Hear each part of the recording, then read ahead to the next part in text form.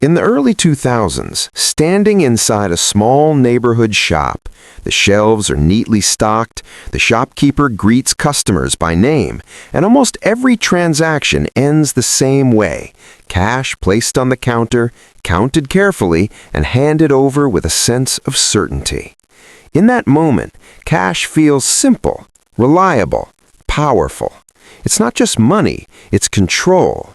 What you hold in your hand is exactly what you own. No delays, no systems, no middlemen. Just value, instantly exchanged. Now, fast forward to today.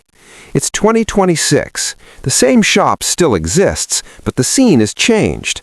Customers walk in, pick up items, and instead of reaching for their wallets, they tap their phones. Some don't even carry cash anymore.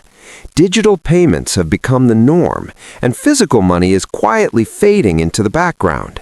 It's still there, but it's no longer dominant. So the real question is, why is cash losing its power? And more importantly, what does that mean for you? To understand this shift, we need to start with something that doesn't feel obvious at first: inflation. Over time, inflation erodes the purchasing power of money. What you could buy with $100 10 years ago is not what you can buy today. And this affects cash the most. Unlike investments or assets, cash doesn't grow on its own. It just sits there, slowly losing value as prices rise. It feels safe, but in reality, it's quietly shrinking. Now combine that with another factor: interest rates and monetary policy. Central banks around the world control how much money flows through the economy. When they print more money or lower interest rates, cash becomes less valuable over time. This isn't something you see overnight. It's gradual, silent, but powerful. And over long periods, it changes what your money is truly worth. Then there's the rise of digital payments. Apps, cards, online banking, these systems are faster, more convenient, and easier to track. Governments and businesses are pushing toward a cashless society because digital transactions are easier to monitor and control. For the average person, it feels like progress, but there's a trade-off. The more we rely on digital systems, the less control we have over how money moves. Another shift happening right now is the rise of digital currencies. From cryptocurrencies to central bank digital currencies, the idea of money itself is evolving.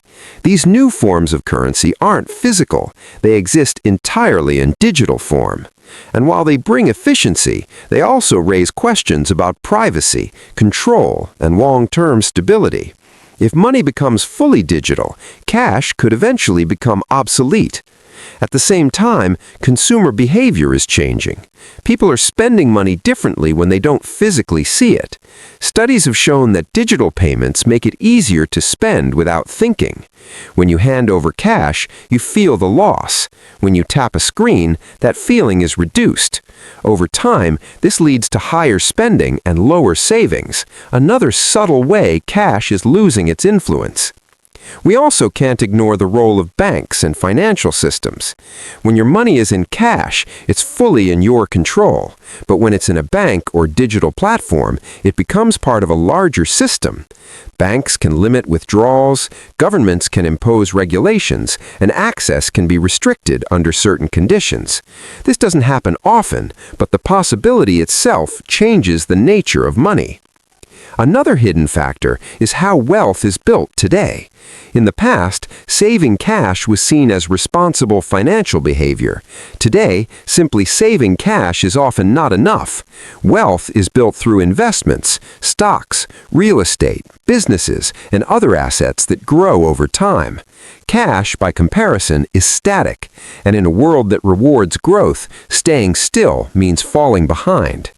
Here's where things get interesting. Cash isn't disappearing overnight.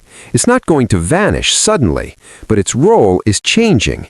It's shifting from being a primary store of value to a short-term tool for transactions. And that shift is happening quietly, without most people realizing it. Because on the surface, nothing feels different. You can still use cash, you can still hold it, you can still rely on it in daily life. But underneath, its power is fading. And this is where most people make a critical mistake. They confuse stability with security. Cash feels stable because its number doesn't change. If you have $1,000 today, you'll still have $1,000 tomorrow. But what that money can buy, that's what changes. That's where the real loss happens. And it happens slowly enough that most people don't notice until years have passed.